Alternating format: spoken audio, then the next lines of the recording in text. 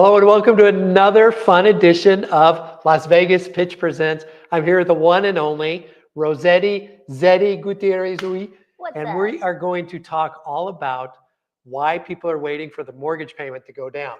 So you are right in the middle of millennials. You've bought a house yourself, and we're talking about millennials behind the scenes here. Let's talk about why people are waiting for jumping into the marketplace right now. I think there are a lot of millennials that are out there right now that may have had a little bit of guilt the last few years in such a drastic market change that they should have bought a long time ago. And they're kicking themselves a little bit. They're kicking themselves a little bit. Not only that, the prices have gone up and the standards for interest rates have changed. So let's say that you bought a home just like me a few years ago for $300,000. Your home today, 5 years later, or 3 or 5 years later, is almost double what that is per month. So you're looking at a difference between a $1,600 to $2,000 payment to a $3,000 to a $3,500 payment. So there's a lot of millennials out there that are like, absolutely not, I can't afford that. But what I think it really is that they're not sure how much they're actually making per month and where to put all the money because life is expensive. So what are they doing with their money? I think a lot of them are enjoying going out to eat or luxury items or gym memberships or things like that. I don't even necessarily think it's like wasting their money. It's just where their money is spent or where they could cut costs to save more money for their down payment, or they're going to the bars every day.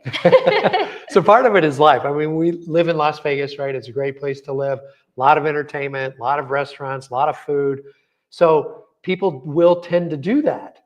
And how do you get them to change the mindset of home ownership? What do you think needs to be the shift in their mindset to go into that home ownership world? What I always tell millennials or maybe Gen Z is that you can invest in crypto, you can invest in the stock market, but you can't live in that investment.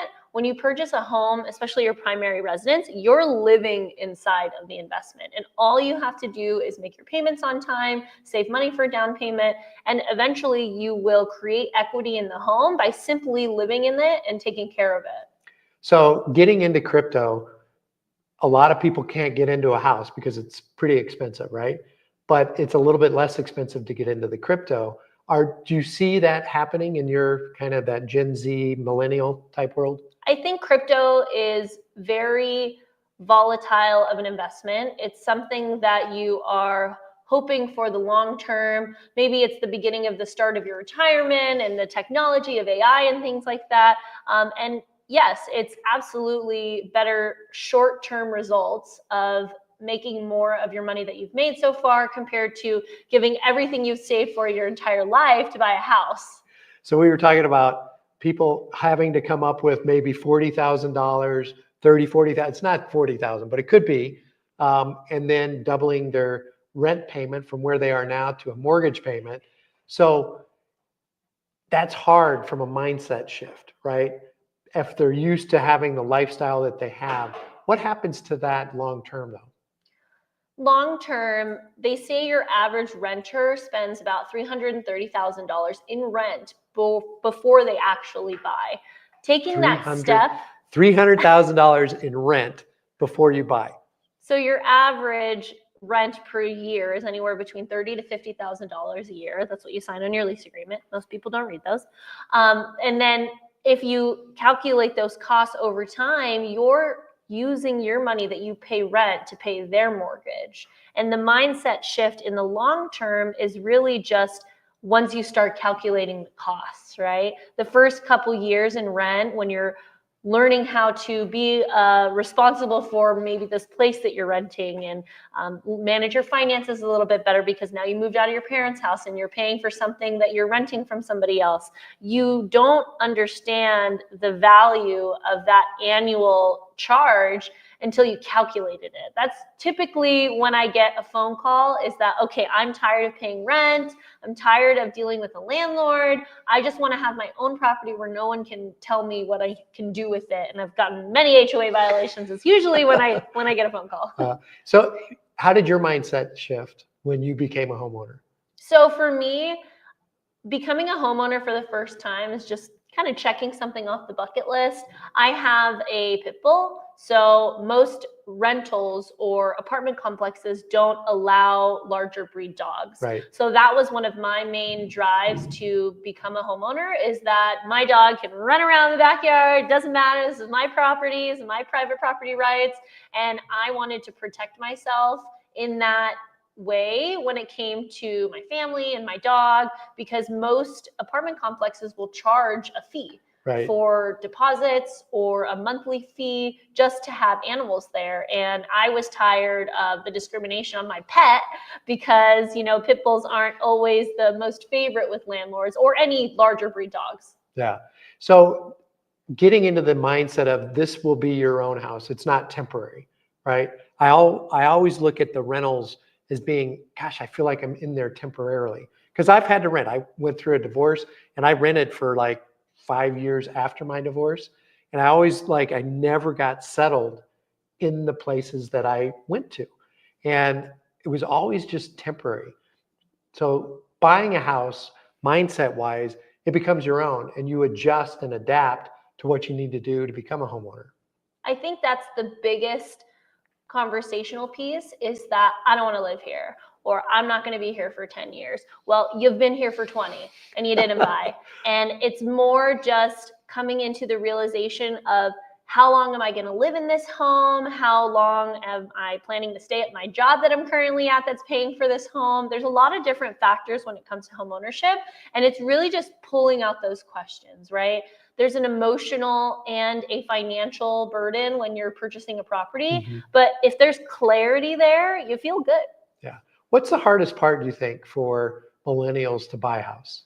I think the hardest part is saving for the down payment. Saving for the down payment. Most people think they need 20% down, which, listen, 20% down is always the best case, but it's not necessary for a first-time home buyer. We all know that 20% in this market is a lot of money to save. You can get into a home for less than that. So I look at it this way, Roszettie, is that if you buy, say, a $400,000 home, right, you can do an FHA mortgage at 3.5% down. That's around $14,000 out of pocket. Now, you have closing costs on top of that. Consider it maybe $10,000 to $12,000. So I come up with $24,000 to $26,000. Now, what is happening in this marketplace with sellers having their homes stay on the market a little bit longer? Are they providing any kind of incentives to the buyers to purchase a home? There are a lot of sellers out there, to be honest, I don't think are very serious about selling their home, because as soon as they sell their home, now they're a buyer as well. So they understand what that market is. Most sellers agents right now don't love the idea of having it contingent on sale, which means that they have to sell their home in order to buy this one, because now you're just creating a chain of houses. And there's a lot of, like, who knows what the never-ending line could be, but they would rather take a more traditional offer that is coming in, or even an FHA buyer, and be able to help them comfortably, because the more confident they feel about their purchase, the less you're going to hear from them. So a lot of sellers, because they're listed for a long time, they're selling their house typically for a reason, right? So they want to sell their house, otherwise it wouldn't be listed. So many times it's just kind of putting a deal together, like with an expert realtor such as Roszettie. They can negotiate these types of things where the seller may potentially pay the seller closing cost or the buyer closing costs. So they only have to come up with that $14,000 for the down payment. Now, $14,000 is still $14,000, but it's not $25,000. It's not $26,000. So many times the seller will pay those closing costs, and it's just an adjustment or a negotiation with the seller on sale price.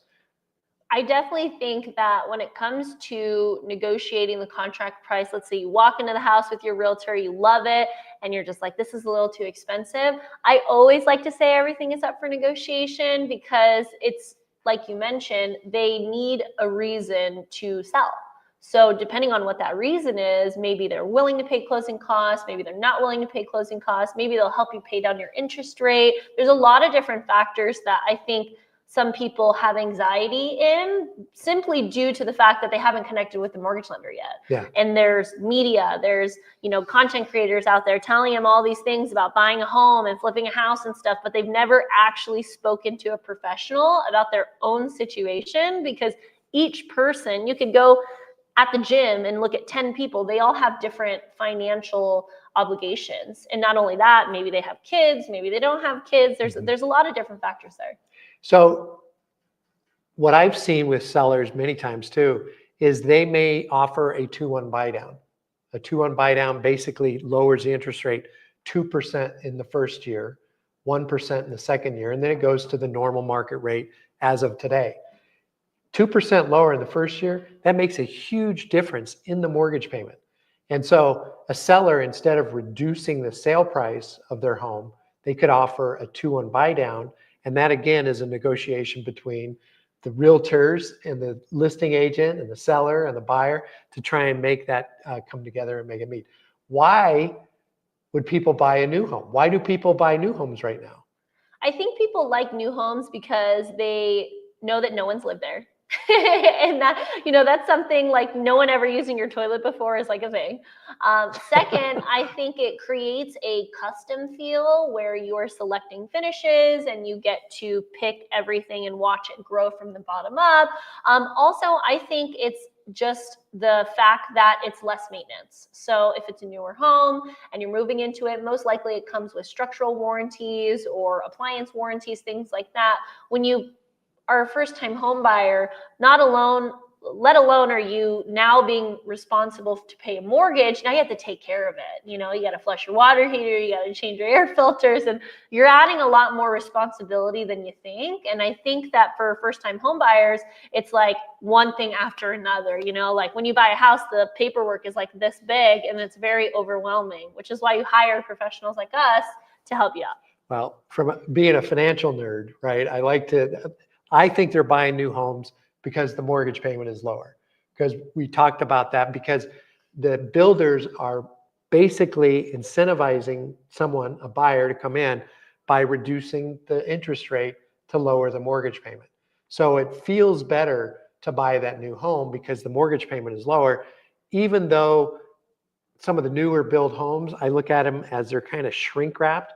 Like everything's just a little bit smaller and not quite as big, and it's a little smaller rooms and everything's a little bit tinier. But the builders understand that to get that mortgage payment to where many people would like it to be, they build that into the cost of the home and they just kind of say, here's the whole thing. So sellers don't always understand that they may need to look at it as a business in regards to how do they make it more attractive for a buyer to buy their house. So I love what you said about all the things of a new home. And in addition, they can get a lower payment on that house as well. I don't think the construction is as good. That's just my opinion. But I do believe that the payment makes sense for a lot of them. New builds definitely have more of a marketing budget than sellers do. And not only that, the new build has a lot of hidden costs too, when it comes to upgrades, when it comes to deposits, things like that, which is why you should always go in there with a realtor or someone that can kind of help you go through that, because they're good at what they're selling. It's beautiful. I would buy it too. But also I think for most sellers, what I like to do if I'm listing a home is I pull up the average mortgage rate of what it is, and I show them each scenario and I tell them this is who your buyer is, because most of the time they've lived there for 15 years. So the housing market 15 years ago is not the same mortgage payment, right? So it also puts the seller into perspective of this is how much my future buyer will be paying per month, because that's what they are going to expect. I think the facade is that new build is move-in ready and going, but that doesn't necessarily mean it's in top tier condition, right? Yeah. You should still do a home inspection. You should still do your own due diligence when it comes to things like that, because you're right. Most of the resale homes, you're walking into equity because you have the opportunity to fix some of the things that might need to have upgrades and create more value in the home. I think that's a great point. When you go into a listing and they've owned it for 10, 15 years, do you ask them, what's your mortgage payment? And just tell them that the new buyer coming in may have a job similar to you, but they're going to pay this much more. So that, I think that's a good point to kind of point out to them that they may need to have a budget to help that mortgage become a little bit lower through either a buy down of some sort or a 2-1 buy down or something like that, that might make it more attractive to the buyers if they're really, wanting to sell it. I think buyers say, I hear it all the time, I guess, because I work with a lot of buyers, is that interest rates are high. And that's great and all. Interest rates are high, but in the 80s, they were probably at least 2 digits, right? 9%, 8%, depending on, what year you buy. 90s was like 10, 11%. But it's not actually that the interest rate is high. It's that the sales price on properties have gone up, especially in Las Vegas. This market in the last 5 years has appreciated. I mean, most homeowners nationally have 64% of homeowners nationally have 80% of equity in their home. And they don't know what to do with that because you're not going to be able to buy a 5-bedroom home for $250,000 like you could 10 years ago, right? A 5-bedroom home is going to cost anywhere between $700,000 or $800,000 now, especially with a big lot. So when they say rates are high, what they're really saying and what I'm translating into is that I don't want to pay for this. Yeah, I literally don't want to pay for it. So Yeah. prediction-wise, in regards to the Las Vegas real estate market, we've seen appreciation year after year after year. Some people are saying, oh man, the market's in a bubble. We're going to crash. What's going to happen? What's your opinion of real estate values going forward? Las Vegas is a very intricate market. We have entertainment, we have sports. It's one of the capitals in the world for tourism and entertainment. And now we have the Golden Knights and the Raiders and things like that. So there's a lot of people just traveling to Las Vegas in general. I think it's like 3 million people travel to Vegas in tourism. Don't quote me on that.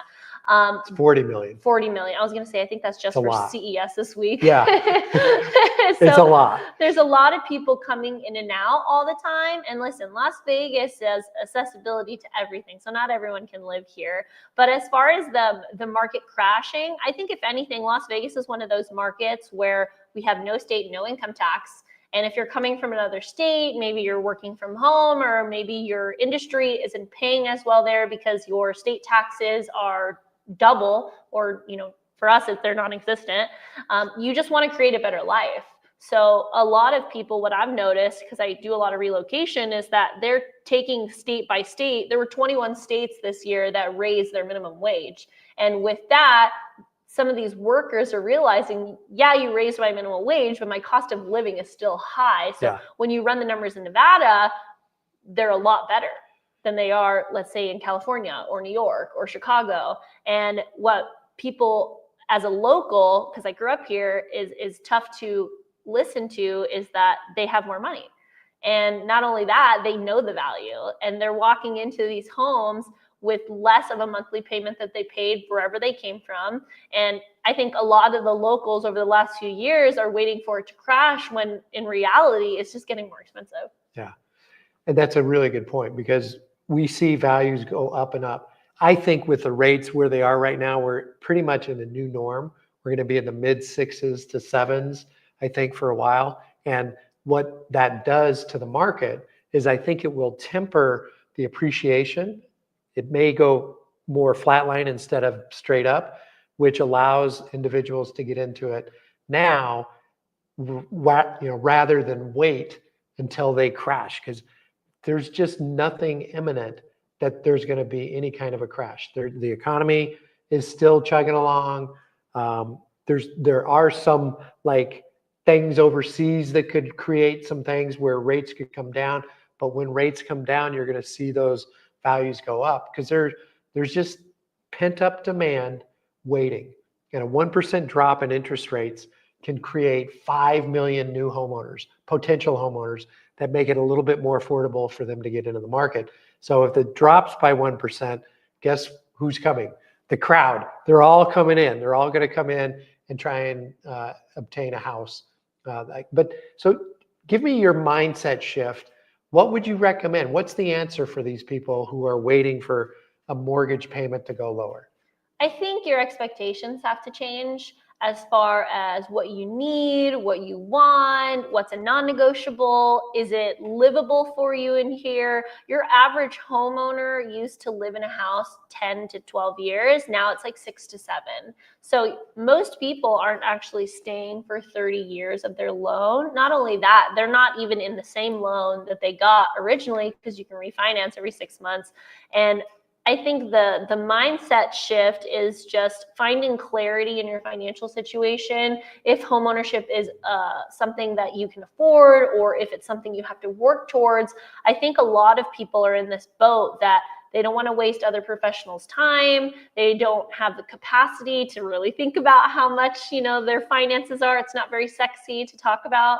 But what they can do is create a headquarters, as you would say, for yourself, and initially create like a little bank for yourself and help make more money in your bank account a few years from now by just living there. What that financial situation is, I think, is the ultimate question, and goes back to the way that you do things, and you do your credit income assets. You figure out exactly how much you're bringing in, how much you're bringing out, because what I've noticed in my business, especially with a lot of millennials and your younger generation, they just spend. They're spending to make money. They're spending for a good time, experiences. They're not drinking as much. So it's really a lifestyle thing. Yeah, I think building a game plan, and a lot of people, like you said, just they don't know where they are right now. They don't know where they stand. And if you can give them at least a pathway, a game plan to get them to where they want to be, that's really what it's all about. Whether it's 3 months from now, a year from now, 2 years from now, could be 5 years. Maybe you're waiting on inheritance or something like that. But I think building that game plan and understanding where you are right now is huge, so that you know where to go. Yeah, I think, and for myself, a lot of millennials, what I've been suggesting to them is making sure that their parents have a trust. And you mentioned inheritance and things like that, because probate can be very stressful in times where people have passed. And, as the silent generation and the baby boomers are getting older and they're passing away, these millennials, these Gen Zs and the younger generations are obtaining properties, or maybe fighting with the courts for, something their family has had for a really long time. So there's a lot of different social and like mental mind shifts that you have to make when it comes to becoming a homeowner for the first time. But my biggest advice is just to, what would I say? Let me see how I can say this. Forgive yourself.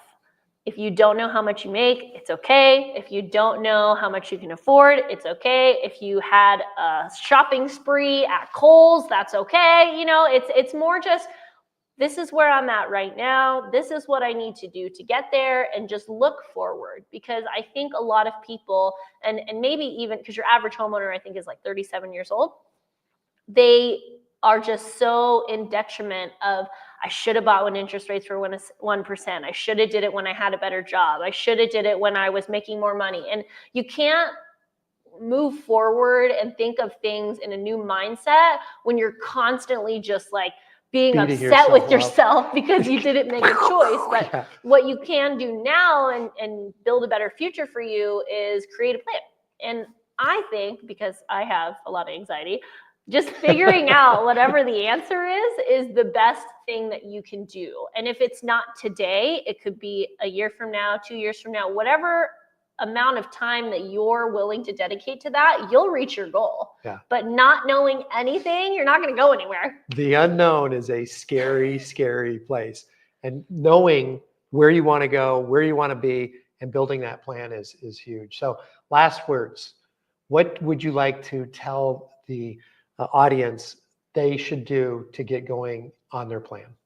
What they should do to get going on their plan is to find someone you can speak to your finances about and really trust them, lean on them for their expertise, what you're doing for work, how much you're making money. If you're not ready to buy a house right now, you don't need to speak with the mortgage lender, but you can ask them questions. That's what they're there for. You can reach out to them, schedule appointments, and really figure out if homeownership is affordable for you.